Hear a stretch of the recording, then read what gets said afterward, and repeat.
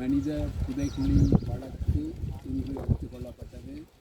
நீதவான் பிரதீபன் முன்னிலையில் அவர்களின் பிரசன்னத்தில் இன்று அகழ்ந்தெடுக்கப்பட்ட எஞ்சிய மனித ஓட்டு தொகுதிகள் அதோடு எடுக்கப்பட்ட பிற சான்று பொருட்கள் தயாரப்படுத்தப்பட்டது. இந்த அகழ்வு பணியானது 1 வருடங்கள் சில வாரங்கள் நடைபெற்றன. 3 கட்டங்களாக நடைபெற்ற இந்த மனித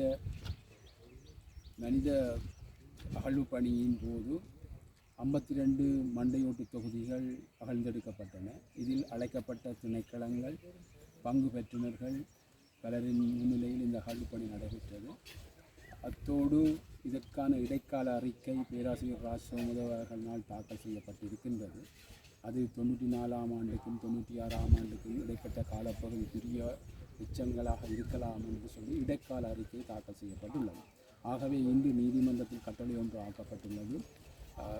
ஒவ்வொரு பங்கு பெற்றினரின் அறிக்கைகளும் நீதிமன்றத்தில் சமர்ப்பிக்கப்பட வேண்டும் என்றும், குறிப்பாக பேராசிரியர் ராஜ்சோமா அவர்களின் இறுதி அறிக்கை, JMO வாசுதேவ குழுவினரின் அறிக்கை, அதில் இறப்புக்கான காரணம், பால், வயது, உயரம் போன்ற விடயங்கள் உள்ளடக்கப்பட்ட அறிக்கை தாக்கல் செய்யப்பட வேண்டும். அத்தோடு பங்கு பெற்றின காணாப்போனோர் அலுவலக அதிகாரிகளின் அறிக்கை, கொக்கு தொடுவாய் கிராம சேவையாளரின் அறிக்கை, கொக்குளார் போலீசாரின் அறிக்கை, அத்தோடு சோகோ போலீசாரின் வரைபடங்கள், போட்டோக்கள், அதன் விவரங்கள் போன்ற அடங்கிய அறிக்கைகள் அனைத்தும் தாக்கல் செய்யப்பட வேண்டும் என்று கூறப்பட்டிருக்கின்றது. இது போன்ற அறிக்கைகள் எல்லாம் கிடைக்கப்பெற்ற பிறகு ஒட்டுமொத்த அறிக்கைகளை வைத்து ஒரு தீர்மானத்துக்கு வர முடியும் என்று கௌரவ மந்திரி கவனத்துக்கு கொண்டு வந்திருந்தோம். அதன்படி இந்த வழக்கு மீண்டும் 8ஆம் தேதி 8ஆம் மாதம் அழைக்கப்பட இருக்கின்றது. இந்த புதைகுழியை முற்றுமுழுதாக மூடுவதற்கு காணாப்போனோர் அலுவலக பிரதிநிதிகள் பிரசன்னத்தில் இந்த அகழ்வு பணி மூடுவதற்காக இருக்கின்றது. அத்தோடு நாங்கள் நீதிமன்றத்தில் கவனத்தில் கொண்டு வந்தோம். இது சர்வதேச நியமனங்களுக்கு அமைவாக இந்த புதைகுழி மூடப்பட வேண்டும் என்று. அத்தோடு இதில் பங்கு பெற்றியவர்கள் என்ற அடிப்படையில் இது தமிழீழ விடுதலை புலிகளின் உறுப்பினர்களின் உடலங்களாக இருக்கலாம் என்று நம்பப்படுகின்றது. அதிலும் கூடுதலாக பெண் போராளிகளின் உடல்கள் தான் அகழ்ந்தெடுக்கப்பட்டன இந்த 52 மனித உடலங்கள். அத்தோடு அதிகமானவர்களின் உடல்களில் துப்பாக்கி சின்னங்கள் பாய்ந்திருப்பதை நாங்கள் காண்கின்றோம். அதோடு புலிகளுக்குள்ளும் துப்பாக்கி சின்னங்கள் பாய்ந்திருக்கின்றன. அதைவிட பிற பல பொருட்கள் அகழ்ந்தெடுக்கப்பட்டு நீதிமன்ற கட்டுக்காப்பில் வைக்கப்பட்டிருக்கிறது. அத்தோடு ஆடைகள் கிழிக்கப்பட்டு அகற்றப்பட்டிருந்ததை நாங்கள் காண்கிறோம். ஆகவே இங்கு ஒரு வன்முறை, துஷ்பிரயோகம், மனித உரிமை மீறல் நடந்தது என்று அப்பட்டமாக எங்களுக்கு தெரிகின்றது. இந்த அறிக்கைகள், ஒட்டுமொத்த அறிக்கைகள் வந்ததை பிற்பாடுதான் இது சம்பந்தமான உண்மை துலங்கும் என்று எதிர்பார்க்கின்றோம். காணாப்போனோர் சார்பில் தொடர்ந்து நாங்கள் இந்த வழக்குகளில் ஆஜராகி கொண்டிருக்கிறோம்.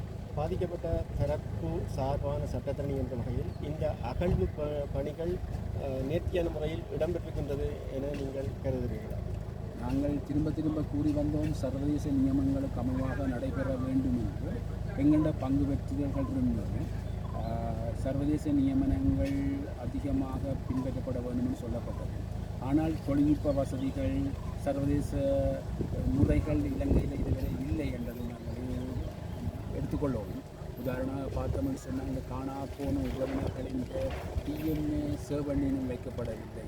அவ்வாறான பிரச்சனைகள், அவ்வாறான பல குறைபாடுகள் இருக்கத்தான் செய்கின்றது. அதுகளை நிவர்த்தி செய்துதான் இந்த அறிக்கையை நாங்கள் பெற்றுக்கொள்ள வேண்டும் என்பதில் நினைப்பாக இருக்கிறது. இறுதி அறிக்கை பக்கச்சார்பின்றி வரும் என்ற நம்பிக்கை உங்களுக்கு இருக்கிறது. இது கௌரவ நீதிபதி அவர்களின் முன்னிலையில் இந்த நடவடிக்கைகள் நடைபெற்றுக் கொண்டிருக்கின்றன. அதற்கான கோரிக்கைகளை முன்வைத்துக் கொண்டிருக்கின்றோம். அவர்களுடைய அறிக்கைகளை வைத்துக்கொண்டு அது சம்பந்தமான இறுதி முடிவு, தொழில்நுட்ப உதவிகள் சர்வதேச தரத்திலேயும் சர்வதேச நிபுணர்களின் பிரசன்னத்திலும் நிகழ வேண்டும். அவர்களிடம் அதனை காண்பிக்கப்பட வேண்டும் என்ற கோரிக்கைகள் இருந்து கொண்டிருக்கின்றன.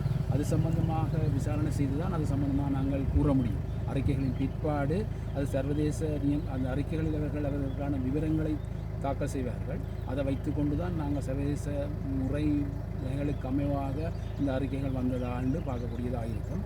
அது அந்தந்த எக்ஸ்பர்ட் நிபுணத்துவம் வாய்ந்தவர்கள் அது சம்பந்தமாக கூற முடியும். இது ஒரு மருத்துவ ஒரு ஆர்கியாலஜி சம்பந்தப்பட்ட விடயங்கள் இணைந்திருப்பதனால் இது நாங்கள் பார்க்க வேண்டியது இருக்கின்றது. இந்த பிரதேசத்தில் மேலும் சில இடங்களில் இவ்வாறான சந்தேகத்துக்கிடமான புதைகுழிகள் இருப்பதாக நம்பப்படுகிறது. அவ்வாறான தகவல்கள் சிலவும் வெளியாகியுள்ளது.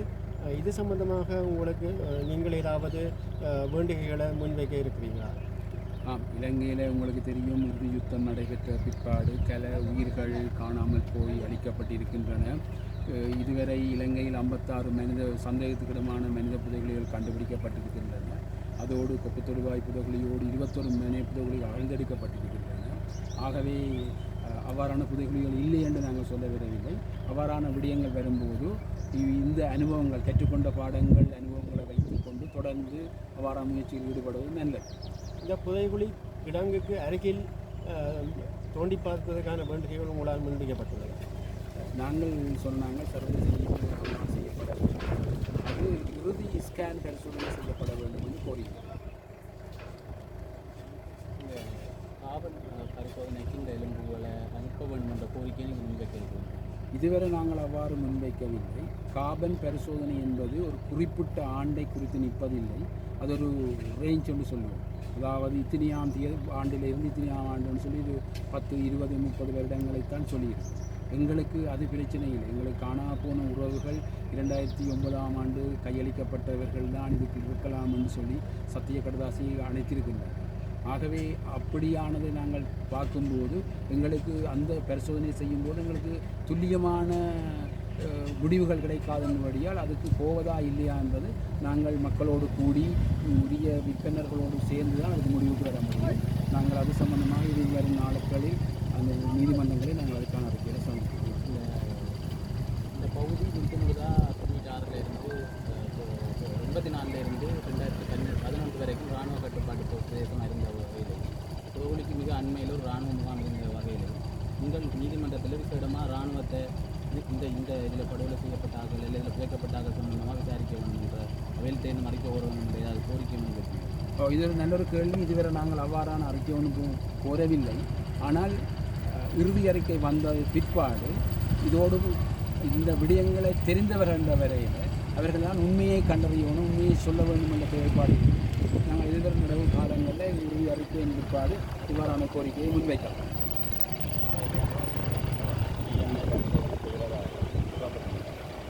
ஆனால் மூன்றாம் கட்ட அகலின் போது தான் கற்கள் எடுக்கப்பட்டது. முதலாம் கட்டம் 2ஆம் கட்ட அகலின் போது எடுக்கப்படவில்லை. அந்த முதலாம் கட்டம் 2ஆம் கட்ட அகலில் எடுத்த எலும்பு கூடலுக்கு என்ன ரீதியான முடிவுகள் கிடைக்கும்? அதில் முதலாம் 2ஆம் கட்டத்தில் அகழ்வின் போது 40 எலும்புக்கூடுகள் எடுக்கப்பட்டன. அவற்றில் 35 யாழ்ப்பாண பல்கலைக்கழகத்தில் இதுக்காக ஒதுக்கப்பட்ட பிரிவில் வைக்கப்பட்டிருக்க பாதுகாப்பாக, மீதி 5 JMO வாசுதேவர்கள் கட்டுக்காவலில் காணப்படுகின்றன. அவற்றுக்கான பரிசோதனை DNA பரிசோதனைகள் தெரிவு செய்யப்படாத காரணம் JMOவால் சொல்லப்பட்டது என்று சொன்னால், ஆரம்பத்தில் எல்லாருக்கும் தெரிந்து உங்களுக்கும் தெரிந்த விடயம் என்று சொன்னால், அகழ்வின் போது கனரக இயந்திரங்கள் உபயோகிக்கப்பட்டு சில உடலங்கள் விடுபட்டு வெயில் தாக்கம் செலுத்தப்பட்டதென்றால் அதிலிருந்து எடுக்கப்படுகின்ற கற்களோ எலும்புகளின் மாதிரிகளோ புதிய முறையில் அதுக்கு பரிசோதனைக்கான ரிசல்ட்ஸ் கொடுக்காது என்ற அடிப்படையில் 3ஆம் கட்ட அகழ்பணியில் எடுக்கப்பட்டதற்கு அதுக்காக தெரிவு செய்யப்பட்டது. மனித புதைக்குழி ஒன்று அகழ்வு செய்யப்படும் போது கனரக இயந்திரங்கள் பாவிக்கக்கூடாது என்ற நியதியின் அடிப்படையில் அப்போ நீங்கள் முதல் கட்டமே கனரக இயந்திரங்களை பாவித்து அகழ்வு செய்வது பிழையாக கருதுகிறீர்களா இல்லை? அது நாங்கள் நீதிமன்றத்துக்கும் தெரியப்படுத்தியிருந்தோம். எங்களுடைய அறிக்கைகளும் கோரிக்கைகளும் சமர்ப்பணங்களும் நாங்கள் தெளிவாக சொல்லப்பட்டிருந்தோம். ஆரம்ப கட்டத்தில் அவர்கள் எதிர்பார்த்தது காரியளவான உடலங்கள் இருக்காது என்ற அடிப்படையில் தான் அவர்கள் அந்த அகழை செய்திருந்தார்கள். உடனடியாக அது நிறுத்தப்பட்டது. அந்த அகழ்படி அந்த கனரக இயந்திரங்கள் பாவிப்பது நிறுத்தப்பட்டிருக்கிறது. நாங்கள் பிற்பகுதியில் இதில் உண்மையாக இந்த புதைகுழி சர்வதேசத்தை திருப்திப்படுத்துறதுக்காக நடந்த மாதிரி இருக்கிறதா இல்லை உண்மையாக பாதிக்கப்பட்ட அந்த பல காணாமலாக்கப்பட்ட உறவுகளுக்கு ஒரு நீதி கிடைக்கும்? நீதி கிடைக்க வேண்டும் என்றுதான் நாங்கள் எதிர்பார்க்கின்றோம். ஆனால் நாங்கள் காணா போன உறவுகள் சம்பந்தமாக இந்த வழக்கில் ஆஜராகும் போது அவர்கள் சொல்லுவது சர்வதேச மத்தியஸ்தம் ஒன்று வேணும், உள்ளூரில் நாங்கள் நம்பிக்கை கொள்ள முடியாது என்ற கோரிக்கை தான் அவர்கள் சொல்லிக் கொண்டிருக்கின்றார்கள்.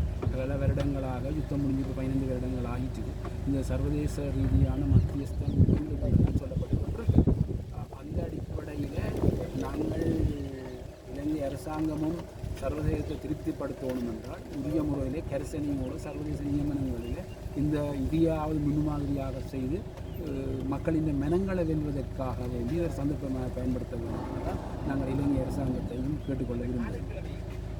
இல்லை உங்களோட தரப்பு காணாமலாக்கப்பட்ட அந்த அவர்கள் தொடங்கின அப்புறம் இந்த புயங்கள் நீங்கள் மேற்கொள்ள தொடங்கின அப்புறம் உங்களோட தரப்புக்கு காணாமல் ஆக்கப்பட்ட உறவுகளுக்கும் உங்களுக்கும் ஏதாவது அழுத்தங்கள் ஏதாவது தரப்பிலிருந்து அழுத்தங்கள் அச்சுறுத்தல் நிலைமைகள் இருக்கா பிரயோகிக்கப்பட்டதா?